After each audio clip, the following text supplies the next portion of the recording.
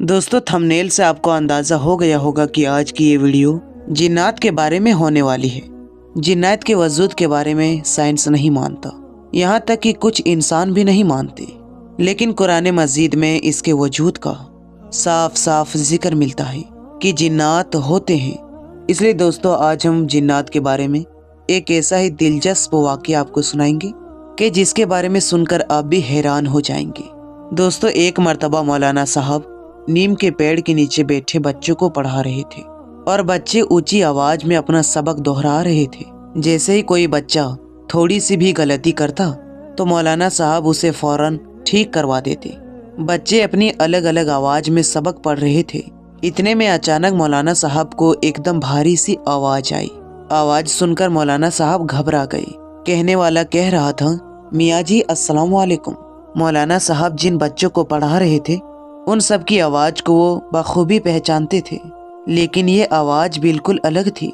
मौलाना साहब हड़बड़ाते हुए कहने लगे, वालेकुम अस्सलाम, कौन हो? उनके सामने तकरीबन 7 या 8 साल का एक लड़का अपना सर झुकाए खड़ा था और अंदर आने की इजाजत मांग रहा था। मौलाना साहब ने कहा, आ जाओ मियाँ, अंदर आ जाओ। अकेले आए हो या तुम्हारे साथ तुम्हारे घर वाले भी हैं, यानी तुम्हारे अब्बू अम्मी भी हैं? ये सुनते ही बच्चा सभी बच्चों को फलांगता हुआ मौलाना साहब के पास में आ गया और हाथ बांध कर खड़ा हो गया। उसकी नजरें झुकी हुई थी। उसने मौलवी साहब के सवालों का जवाब नहीं दिया। शायद वो मौलवी साहब के अगले सवालों का इंतजार कर रहा था। मौलाना साहब को खुद ही पूछना पड़ा कि क्यों भाई, कौन हो तुम और कहाँ से आए हो? क्या कुछ पढ़ना चाहते हो? बच्चे ने जवाब दिया, जी हाँ मौलवी साहब, आप मुझे अपनी शागिर्दी में ले लीजिए। मौलाना साहब उसके मासूम सरापे में खो गए, लेकिन उस बच्चे की आवाज थोड़ी अलग थी। वो उसे घूरते हुए बोले, क्या तुम इसी गांव के रहने वाले हो? यहाँ तो लोग पंजाबी भी ठीक से नहीं बोल पाते और तुम बिल्कुल सटीक उर्दू बोल रहे हो। लड़का जरा सा भी नहीं घबराया और बोला, दरअसल बात कुछ ऐसी है मौलाना साहब, मैं इस सामने वाले जंगल के पीछे जो गाँव है वहाँ से आया हूँ, जहाँ नदी बहती है।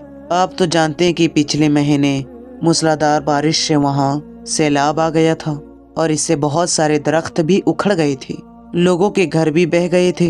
हमारा घर भी इसी में डूब गया और मैं अपने माँ बाप से बिछड़ गया और अब मैं चाहता हूँ कि मैं आपके पास रहूँ, क्योंकि इस गांव के सारे बच्चे आपके पास में पढ़ते हैं।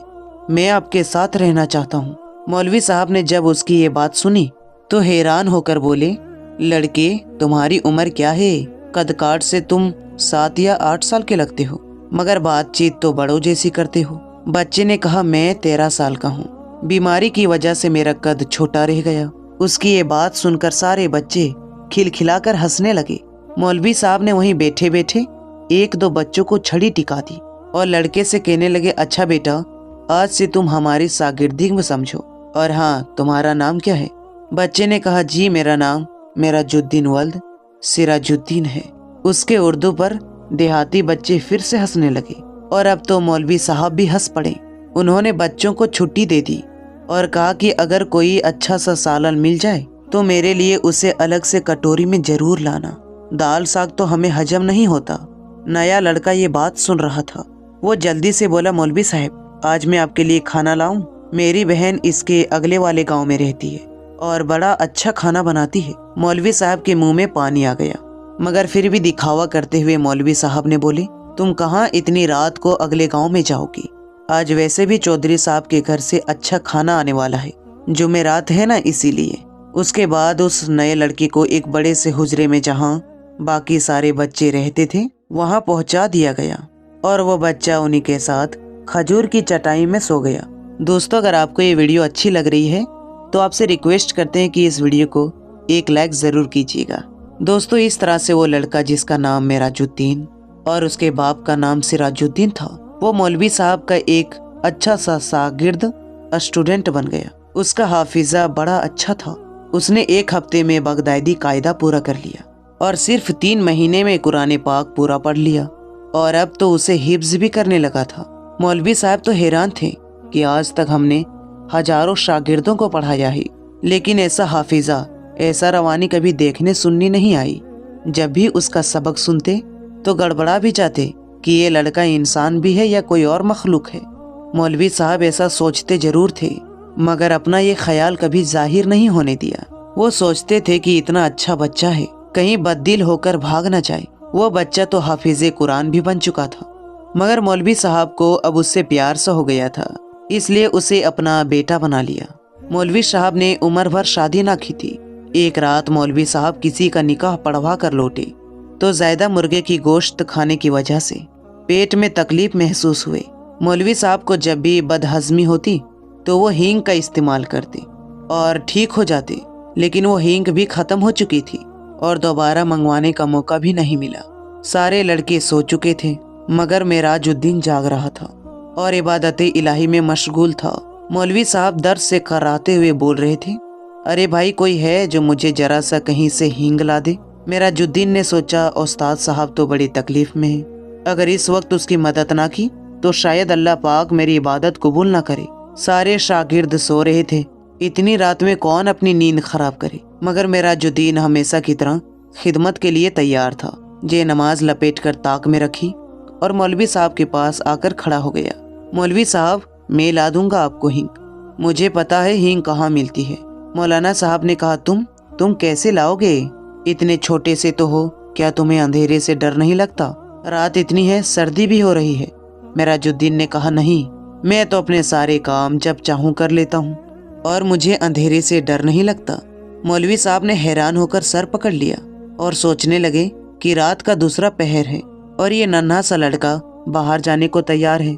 मौलवी साहब ने कहा, अच्छा, अगर तुम जिद कर रहे हो तो फिर दूर मत जाना, ये नुक्कड़ वाले बनिया से जरा सा हींग मांग लेना, कह देना कि मौलाना साहब ने मंगवाया है। लड़का तो जैसे इजाज़त मिलने का इंतज़ार कर रहा था। वो तेजी से बाहर गया।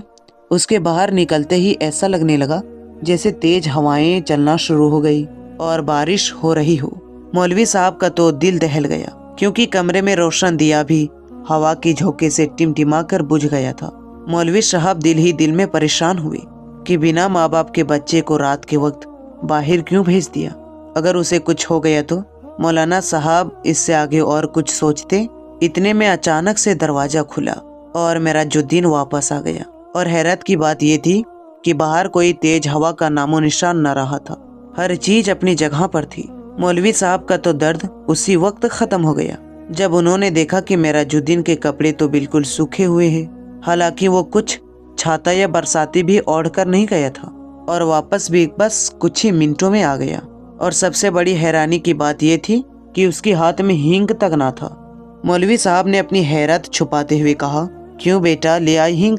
उसने कहा, जी हजरत, ले आया। मौलवी साहब ने कहा, कहाँ है? तो फिर मुझे दे दो, लाओ मुझे दो।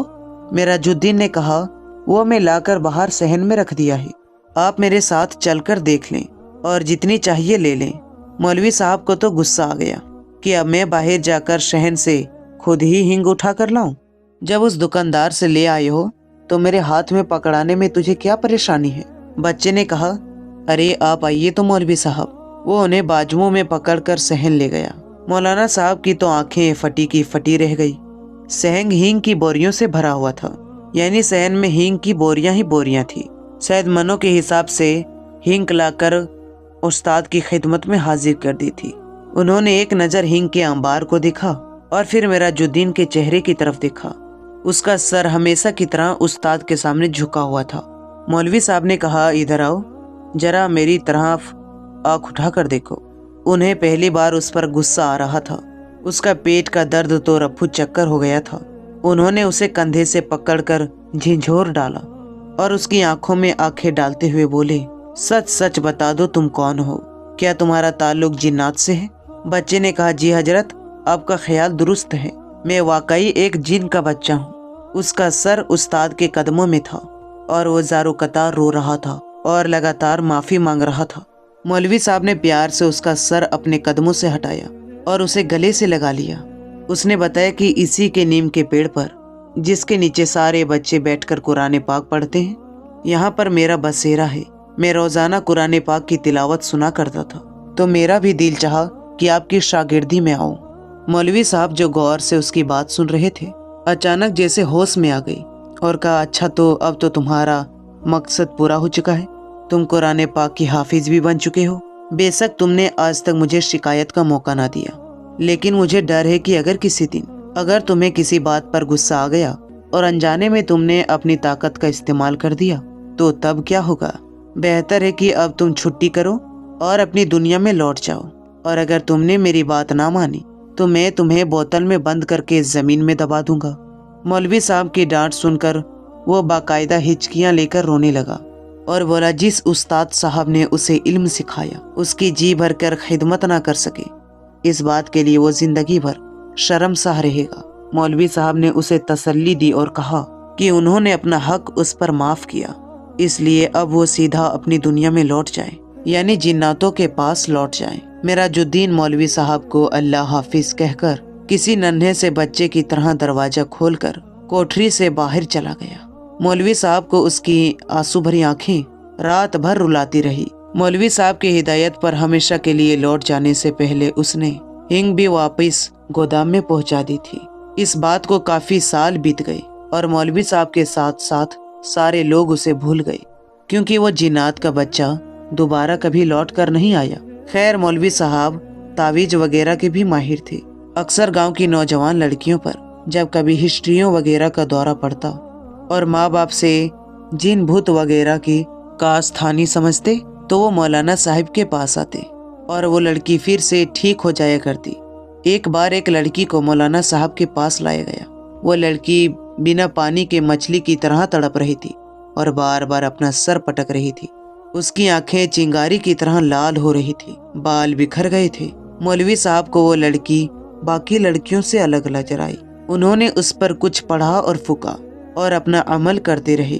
मौलवी साहब कुछ देर पढ़ते रहे और फिर वो अचानक से चीख पड़े कि मिराजुद्दीन, तुम तो अपनी दुनिया में वापस नहीं गए। क्या तुमने अपने वादे को भुला दिया और ये भूल गए कि उस्ताद की नाफरमानी कितना बड़ा गुनाह है? तुम मुसलमान जीन हो, इबादत गुजार हो, फिर तुम इस लड़की को क्यों परेशान कर रहे हो? अब तो मैं यकीनन तुम्हें सख्त सजा दूंगा। तुम इस लड़की को फौरन छोड़ दो और अभी मैं तुम्हारा इलाज करता हूँ। मेरा ख्याल है कि तुम्हें मुझे बोतल में बंद करना पड़ेगा। मिराजुद्दीन, जो कि एक जिन था, उसने कहा कि नहीं उस्ताद, ऐसा ना करें। आपको अल्लाह का वास्ता, मैं वादा करता हूँ कि अब आपकी तरफ कभी भी लौट कर वापस नहीं आऊँगा, मगर सिर्फ एक बार, आखिरी बार मुझे अपनी दुनिया में लौट जाने से पहले आपका हाथ चूमना है। आपको आखिरी बार देखना चाहता था। मैं हरगिज ऐसी हरकत ना करता अगर मैं अपनी इससे पहली वाली कोशिशों में कामयाब हो जाता। शायद आपको मालूम होगा कि गांव की जमींदार की ठीक उसी रात किसी ने चारपाई उलट दी थी जब मैंने आपको अल्लाह हाफिज कहा था। मेरा प्रोग्राम ये था कि यूं इस बंदे के इलाज के लिए आपको बुलाया जाएगा और मैं अपने मोहतरम उस्ताद का दीदार एक बार फिर से कर सकूंगा, मगर मुझे नाकामी का मुंह देखना पड़ा, क्योंकि मुझे भगाने के लिए उन्होंने किसी को बुला लिया था। उसने मुझे सख्त तकलीफ और अजियत पहुंचाई, क्योंकि उसने वाकई मुझे एक बोतल के अंदर बंद करके खेत के अंदर दबा दिया था। वो मेरी लगन सच्ची थी कि जमीन पर ट्रैक्टर चला और आज मुझे पूरे 10 साल बाद मुझे रिहाई मिली। तो मैंने सोचा कि उस्ताद के दीदार के शौक में मैंने बड़ी सजा पाई। अब तो मैं ज़रूर आपकी ज़ियारत करूँगा, चाहे मुझे फिर से इसके बदले में बोतल के अंदर क्यों ना जाना पड़े। मुझे बेहद अफसोस है कि मुझे ये तरीका अपनाना पड़ा, मगर मेरी आज ख्वाहिश तो पूरी हो गई। अब आप मुझे बस आखिरी बार अपने कदम बोसी का मौका दें। मैं अपने उस्ताद की कदमों की खाक पलकों में लगाना चाहता हूँ, आपके गले लगना चाहता हूँ। मौलवी साहब ने उसे लड़की को छोड़ देने का हुक्म दिया और उसे गले से लगाकर खूब प्यार किया और दरवाजा खोल दिया। लड़की एकदम होश में आ गई, मगर मौलवी साहब की आंखें नम हो गई। तो दोस्तों, ये किस्सा मौलवी साहब और एक जिन के बच्चे का था जो हम आपको सुनाना चाहते थे। ये वीडियो आपको कैसी लगी हमें कमेंट बॉक्स में ज़रूर बताइएगा।